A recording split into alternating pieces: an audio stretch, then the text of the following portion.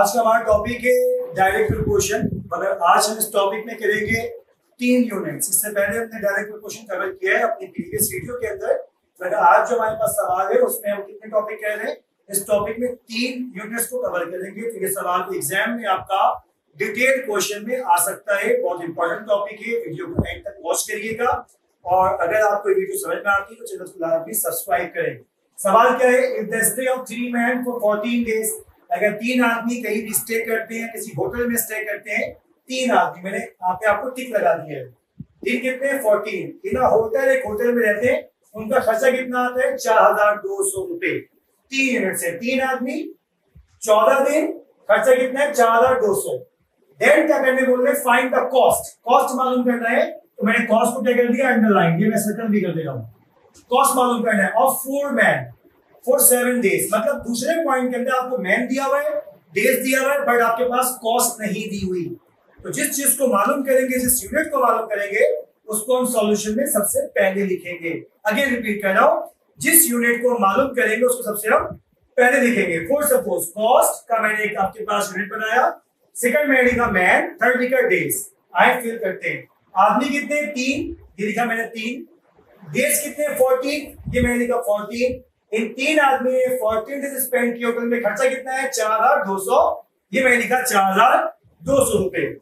Second देखेंगे find the cost. Cost मुझे मालूम करनी, मैंने क्या लिख दिया? एक्स। क्या लिखा बेटा बच्चों? एक्स लिख दिया। और मैन कितने? वाई से बोलेंगे मैन कितने? 4। और आपके पास डेज कितने बेटा? 7। तो ये तरीके का होगा, जिसको आप मालूम करेंगे उसको आप क्या करेंगे? पहले लिखेंगे। यहां तक हमने अपना क्या मुकम्मल किया है? डेटा।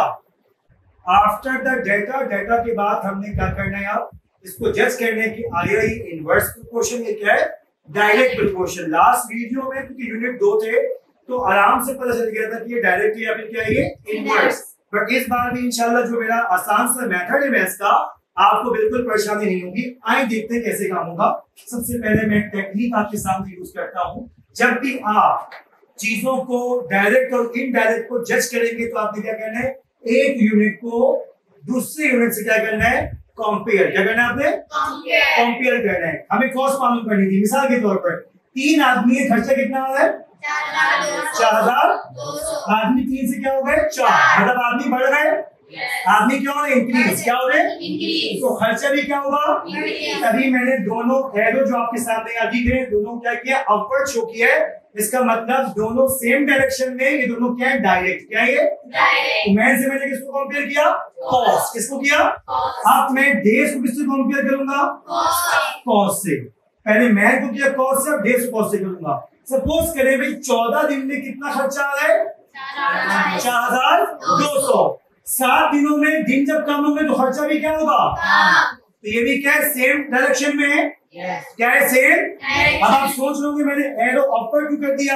बिल्कुल अपवर्ड हो गए, तो दोनों एक ही डायरेक्शन में इन दोनों को कंपेयर किया तो दोनों ज्यादा हो रहे थे। जब इनको कंपेयर दोनों क्या हो रहे थे? कम।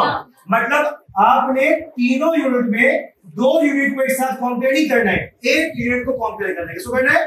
पहले एक को करेंगे कॉस्ट से, जिसको मालूम करेंगे, फिर दूसरों करेंगे कॉस्ट से। तो मतलब दोनों अगर हमने जज किया तो दोनों क्या थे? सेम डायरेक्शन में मूव हो रहे थे। ऐसे ही है भाई?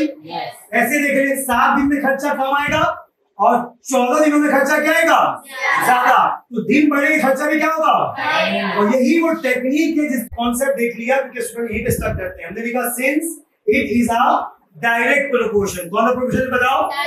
और यहीं से हमें सवाल का मेथड समझ में आ जाएगा, सॉल्व कैसे करना है। आइए देखते हैं क्या किया। 42:x। जिस यूनिट को मालूम करना है वो इक्वल टू के लेफ्ट साइड को होगा। इक्वल टू के इसको मालूम करते हो सुबह रखते हैं लेफ्ट साइड पर। इक्वल टू लगाया 3:4 मल्टीप्लाई बाय 14:7। 14:7। यहां तक बात में आ गई। 4200:x divide by 4200 divide by x is equals to 3 divide by 4 multiply 14 divide by 7। अब ये करते हैं 7 1s are 7 2s are 14। फिर 2 इससे कटेगा 2 1s are 2 2s are 4। क्या बच गया? 3 डिवाइड बाय और 4200 डिवाइड बाय x ऐसे ही है। क्या लिखा? Cross multiply. क्या करोगे बताओ? इस 2 को उठाए कहां ले जाओगे? 2 को उठा के आप कहां ले जाओगे? 2 को उठा के ले जाओगे लेफ्ट साइड। क्या होगा? 4200 multiply by 2 is equals to 3 multiply by x। इस वाले x को यहां ले आओगे। यहां तक बात समझ आ रही है सिंप्लीफिकेशन क्या लोगों को। अगला क्या करोगे, मल्टीप्लाई करोगे, कितना आएगा 8400। कितना आएगा 8400 मल्टीप्लाई बाय 3x। x मालूम करना है, x यही रह जाएगा जैसे ये आगे देखे, और 3 कहां चला गया डिवाइड में। 3 1 3 3 2 3 2 4 so stupid you are। 3 1 3 2 इधर 2 हासिल आ गया। 3 8 इतनी तो खैर इंटरमीडिएट वालों को मल्टीप्लाई डिवाइड करना आता होगा। x की वैल्यू क्या आ गई 2800। क्या आ गई, कितना कॉस्ट आएगा, कितना कॉस्ट आएगा 7 आदमी, कितने आदमी 4 आदमी 7 दिन के लिए, 4 आदमी 7 दिन के लिए एक होटल में रुकते हैं तो खर्चा कितना आएगा, जल्दी बोलो। इस x की वैल्यू क्या है,